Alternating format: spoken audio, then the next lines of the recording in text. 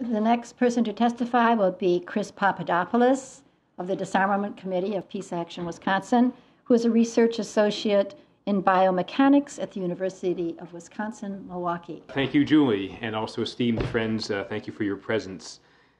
I joined the peace movement, and in particular the Disarmament Committee, to act on my moral and faith convictions that compel me to seek nonviolent means to solving conflict and to avoid the use of war except as an absolutely last resort.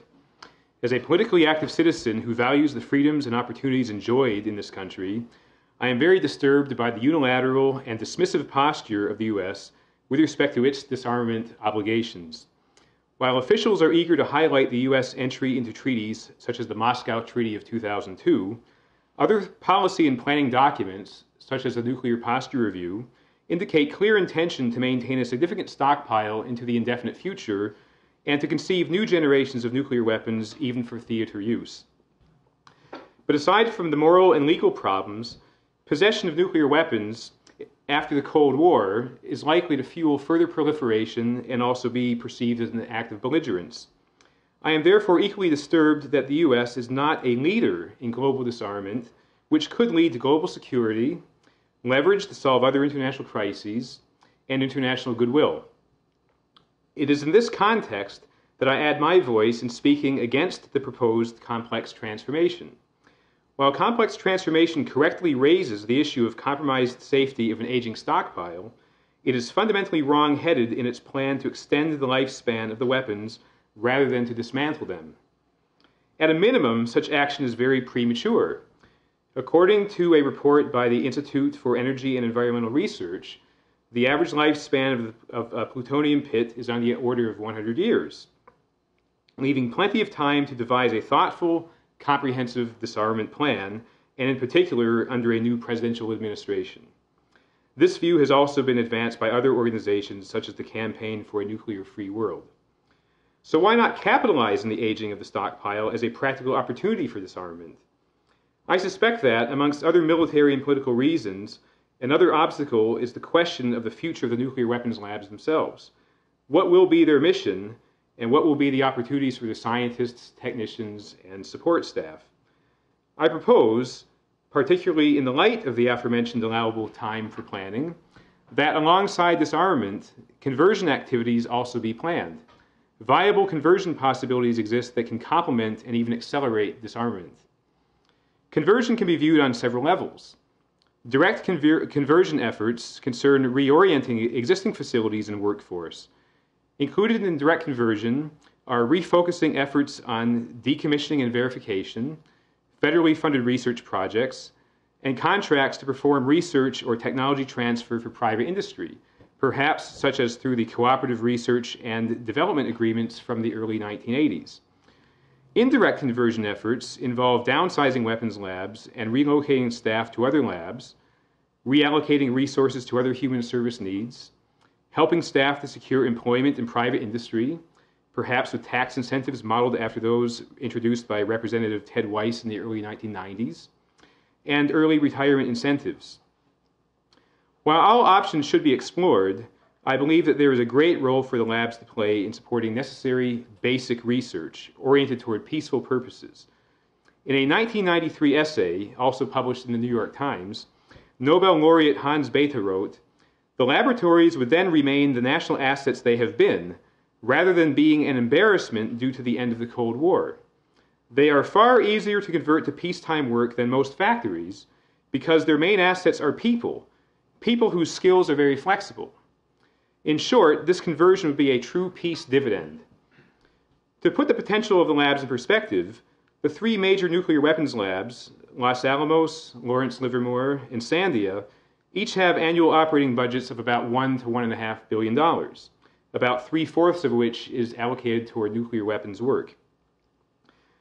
These budgets are on a par with the annual research budgets of the National Science Foundation and the Department of Defense, which are $4 billion and $6.5 billion respectively. In addition, the labs possess many unique facilities and trained staff for operation and maintenance. For example, the world's fastest supercomputer, Blue Gene, is located at Lawrence Livermore, and several of the world's other teraflop computers, that is, computers that are capable of 1 trillion calculations per second or more, also reside at nuclear weapons labs. The primary application of such computers at these labs is the simulation of nuclear weapons explosions. But many other diverse and pressing problems of basic science, such as climate modeling, seismology, traffic modeling, and patient-specific medical imaging technologies, also deserve such computing power. Moreover, perhaps an entire new paradigm for national computing could emerge in tandem with conversion efforts. I strongly advocate for a new discussion, not only regarding disarmament, but also conversion. Such a discussion should include a wide spectrum of voices, including scientists, government officials, business leaders, and activists. The goals of conversion are not trivial, but by the same token, with the proper will and foresight, they can be achieved. Perhaps more than technical questions of conversion, conversion of the mind and heart will be the greatest challenge. As the prophet Isaiah proclaimed, "They shall beat their swords into plowshares, and their spears into pruning hooks. Nation shall not lift up sword against nation, neither shall they learn war anymore." Let us therefore not head down the path of complex transformation, which promises nothing more than slavery to weapons that may lead to our own peril. Let us instead undertake a deeper societal transformation rooted in active disarmament and military conversion that will free us to live in true peace and security. Thank you for your attention. We also have with us this evening one of our colleagues from Northern Illinois, Mr. Dick Tholen, who is from the North Suburban Peace Initiative of Illinois. Thank you for including me in this very special occasion. The North Suburban Peace Initiative operates in 11 communities north of Chicago and has 950 participants. It's worked for the abolition of nuclear weapons since its inception in 1979. And I'm here representing the board of the North Suburban Peace Initiative to strongly oppose this huge new expenditure for nuclear weapons that the U.S. government is considering as a response to a congressional mandate that the role of nuclear weapons in our nation's military strategy be studied and updated. The Bush administration has urged the U.S. Department of Energy's National Nuclear Security Administration to take advantage, as they often do, of this opportunity to request an estimated $150 billion to develop a new generation of nuclear weapons and a more, quote, responsive production network. The centerpiece of this move is called Complex Transformation, a multi-year plan to build new or upgraded facilities at each of the NNSA's 8 nuclear weapons-related sites. This would include replacing and updating all existing warhead cores and building a new nuclear weapon called the, quote, reliable replacement warhead, which would replace all deployed weapons in the U.S. Arsenal eventually.